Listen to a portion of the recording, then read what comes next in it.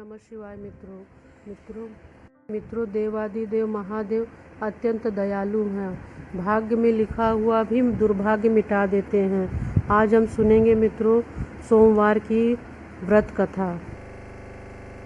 एक नगर था, उसमें एक साहूकार रहता था। उसे धन की कमी नहीं थी, लेकिन उसे दुख इस बात का था कि उसकी कोई संतान नहीं थी। पुत्र की कामना लेकर वह शिवजी का व्रत करता था। शिवजी के मंदिर जाकर के दीपक जलाता था। उसकी आस्था देख करके माता पार्वती जी ने कहा, हे भोलेनाथ, यह आपका भक्त आपकी पूजा अनन्य भक्ति के साथ करता है, आपको इसकी मनोकामना पूरी करनी चाहिए। शिवजी ने कहा, हे पार्वती, संसार एक कर्म क्षेत्र है। जैसे किसान खेत में जो बीज बोता है वही फसल काटता है, उसी प्रकार मनुष्य जैसा कर्म करता है वैसा ही फल भोगता है। पार्वती जी ने कहा, हे प्रभु, यदि आपका भक्त है, इसे किसी प्रकार का दुख है तो आप अवश्य इसे दूर करिए, क्योंकि आप भक्तों पर परम दयालु होते हैं। उसके दुखों को दूर कर दीजिए। यदि आप ऐसा नहीं करेंगे तो उसकी आस्था समाप्त हो जाएगी। आपकी पूजा संसार कोई क्यों करेगा। पार्वती माता के आग्रह पर शिवजी कहने लगे, हे पार्वती, इसके भाग्य में तो पुत्र ही नहीं है। यह दुखी रहता है, इसके भाग्य में पुत्र है ही नहीं। लेकिन तुम्हारे कहने से मैं इसे वर देता हूँ, परंतु यह केवल 12 वर्षों तक ही जीवित रहेगा। उसके बाद इसकी मृत्यु हो जाएगी, यह मृत्यु को प्राप्त हो जाएगा। यह माता पार्वती शिवजी का संवाद वह साहूकार सुन रहा था। न तो वह प्रसन्न हुआ और न ही दुखी हुआ, लेकिन वह शिवजी का पूजन करता रहा। शिवजी की आराधना के बाद साहूकार की पत्नी कुछ दिन बाद गर्भवती हुई और उसे एक सुंदर पुत्र रत्न की प्राप्ति हुई। साहूकार के घर में हर्षोल्लास छा गया। पूरे नगर में उत्साह बनने लगे, नगाड़े बजने लगे। धूमधाम से प्रजा उनका सभी नगरवासियों में हर्षोल्लास के साथ दान दक्षिणा लुटाई गई। लेकिन साहूकार को यह बात पता थी कि खुशी का कोई कारण नहीं है, क्योंकि इस बालक की आयु केवल 12 वर्ष ही है। कुछ समय बीतने के पश्चात साहूकार की पत्नी ने कहा कि स्वामी, अब इसका विवाह कर देना चाहिए।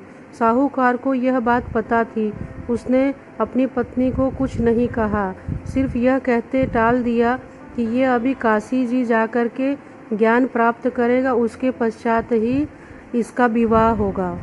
बालक के मामा को बुलाकर साहूकार ने काशी जाने के लिए कहा। रास्ते में कहा कि गरीब ब्राह्मणों को भोजन कराते हुए जाना, यज्ञ करते हुए रास्ते में जो भी शहर पड़े वहाँ पर यज्ञ हवन करके भोजन कराते हुए जाना। तो बालक अपने मामा के साथ काशी जी जाने के लिए तैयार हो गया। रास्ते में हर जगह जहाँ कोई पड़ाव पड़ता वहाँ पर दान दक्षिणा हवन यज्ञ आदि करते हुए बालक और उसके मामा आगे बढ़ते जा रहे थे। उसके पश्चात एक नगर पड़ा। उस नगर में एक राजा थे।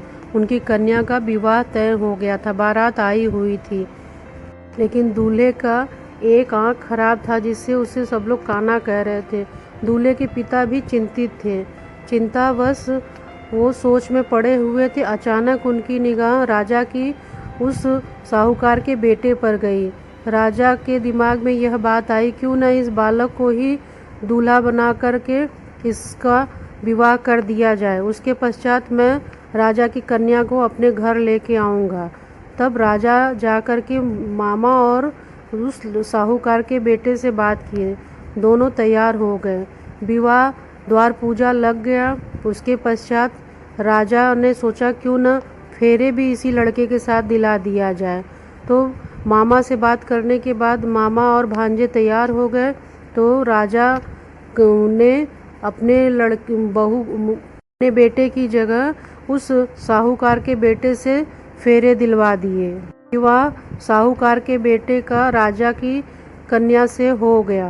विवाह संपन्न होने के पश्चात साहूकार का लड़का काशी जी जाने से पहले उस दुल्हन की चुन्नी पर लिख दिया कि तुम्हारा विवाह मुझसे हुआ है, मैं काशी जी पढ़ने जा रहा हूँ, राजा का लड़का जो तुम्हें ले जाएगा वह एक आंख से काना है, उससे तुम्हारा विवाह नहीं हुआ है।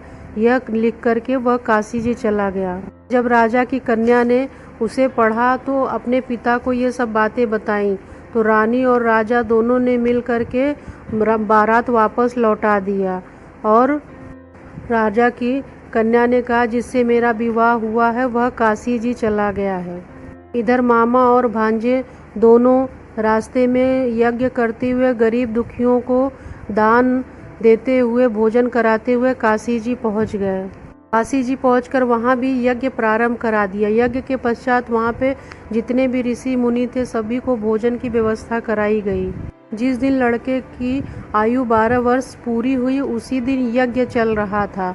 वहाँ लड़के ने साहूकार के बेटे ने कहा मामा मेरी तबीयत बहुत ख़राब है।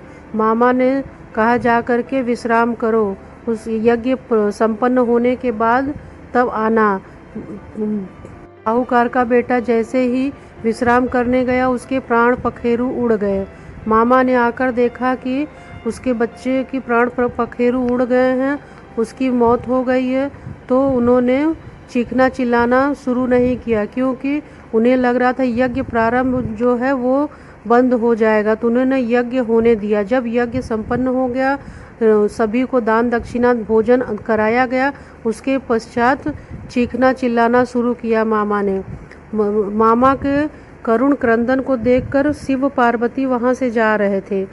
माता पार्वती ने कहा हे भोलेनाथ ये कैसा करुण क्रंदन है। तो शिव पार्वती ने नज़दीक आकर देखा तो पार्वती माता ने कहा हे भोलेनाथ ये तो वही पुत्र है साहूकार का जिसको आपने वरदान दिया था।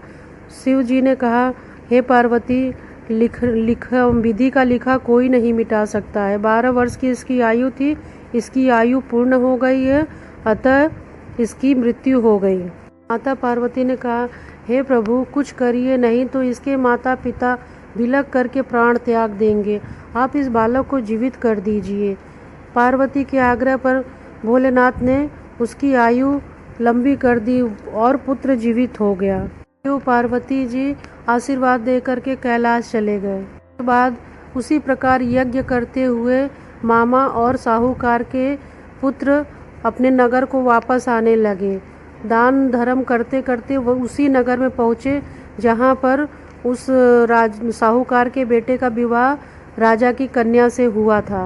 वहाँ पहुंचकर मामा ने यज्ञ करना प्रारंभ किया।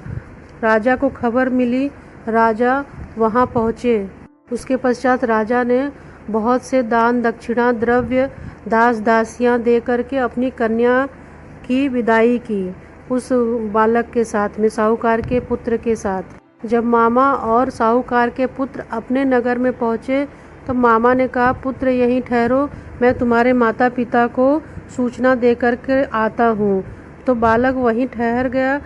जब मामा अंदर गए तो साहूकार के प्राण सूखे हुए थे। साहूकार की पत्नी और साहूकार दोनों निराजल छत पर बैठ करके तप कर रहे थे। उन्होंने यही कहा यदि मेरा पुत्र जीवित नहीं लौटा तो हम लोग यहीं से कूद करके प्राण त्याग देंगे। मामा ने आकर के खबर सुनाई कि हे साहूकार आपका पुत्र जीवित है, कन्या के राजा की कन्या से विवाह करके आया है, आप चलिए वहाँ स्वागत करिए। साहूकार और उसकी पत्नी का खुशी के मारे ठिकाना नहीं रहा। जब अपने पुत्र को जीवित देखा इससे पूरे नगर में खुशियाँ छा गईं, ढोल नगाड़े बजने लगे, दान दक्षिणा खूब लुटाए गए। मित्रों ये कहानी यही संदेश देती है कि यदि हम धर्म के मार्ग पर चलते हैं तो हमारे संकट अवश्य छट जाएंगे। विधाता ने जो हमारे किस्मत में लिखा है वो भी टल सकता है। देवादिदेव महादेव अत्यंत दयालु हैं, वो उनके शरण में जाने वाले भक्तों की किस्मत में भले ही कुछ ना लिखा हो लेकिन भोलेनाथ विधि का लिखा हुआ भी टाल देते हैं।